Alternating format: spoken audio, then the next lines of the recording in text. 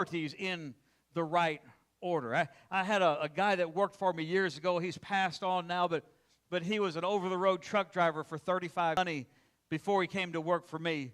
He made just really good money. And I asked him one day, I said, what would you do different? What would you change in your life? And he said, John, he said, I never made one dance recital for my daughter. I never made one ball game for my 2 boys. I never went to a parent-teacher conference. I never went to any of the things that are valuable as kids. And when I finally came home and got off the truck, he said, all my kids were grown, and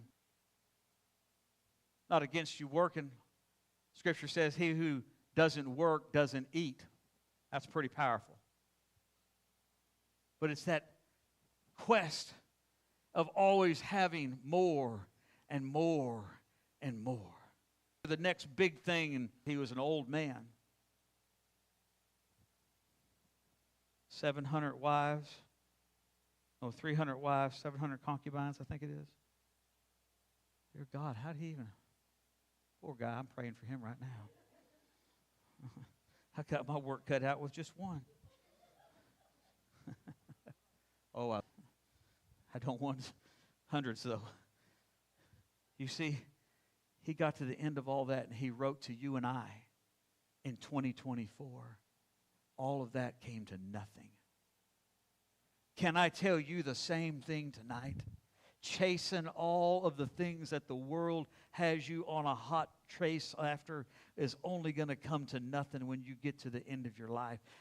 Years ago, I read this article that I had read, and it talked about a hospice nurse that had spent many times sitting beside people that was dying, and she would ask them what their greatest regrets were. And she said almost completely, 100%, they always said, I wish I would have spent more time with my family. Oh, Pastor, I thought if I had more time with my family in a fine RV or in a luxury house or in some of those things, that would be important. That's good, but that's not the most valuable thing. Solomon realization underscores the importance of seeking eternal values over temporary riches. The rich fool that Jesus spoke the parable of in Luke chapter 12. In this parable, a wealthy man is called into account. He's blessed beyond measure, and so he decides, I'm going to sit back and relax and enjoy life. Scripture says, you fool. You fool. How are you going and not forgetting the things of God? It's important to be in the house of the Lord. It's important to pray. It's important to invest in others. It's important to lay down the things that separate you from your walk with God. He said, you fool, tonight I'm giving an account. I'm coming for your soul. You see, the futility of hoarding wealth without being rich towards God leaves you empty and not walking after Christ. Life can change in a moment.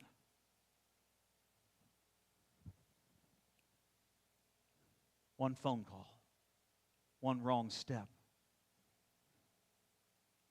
We've seen some people, some ladies, here just in the last 2 weeks that has been killed in some accidents. I read a story just today of a man that, I don't know how he lived through it, beyond me, but he killed 2 ladies in the process, running down the highway. The patrol, the state trooper said he was running 132 miles an hour when I clocked him. I began to chase him, and he got faster. He hit the back of this car at 153 miles an hour.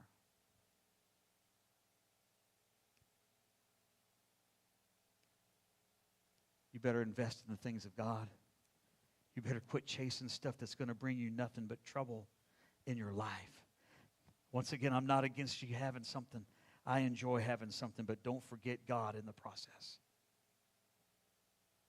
Scripture tells us in Proverbs 23, verse 12, 14, 17, and through 18 says that there is importance in seeking wisdom and having discipline. Verse 12 says, apply your heart to instruction and your ears toward knowledge. I don't need nobody to tell me nothing. That's how you feel, but it could be a painful walk through life. My dad used to tell me that there's two ways to learn life's lessons. One is super painful. It's far better. And I find that people that follow that are catapulted way beyond their peers. Verse 13 and 14, I won't read it exactly because some quoted it when I was a kid. It's before they talked about do not withhold correction from a child, for if you beat him with a rod, he will not die. And that's not talking about abuse. If you abuse your children, let me say right now, you're wrong. You love your children. The Scripture says, fathers, don't make your children angry as you raise them up. Don't abuse your kids physically, sexually, or verbally. Don't do it. Mama used to quote this scripture to me, especially my brother. God love his heart. God love his heart.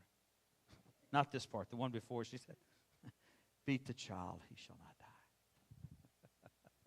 That's when me and my brother knew we was fixing to get a tail whipping.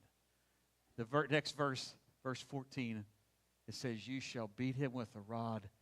And look at what it says. Deliver his soul from hell.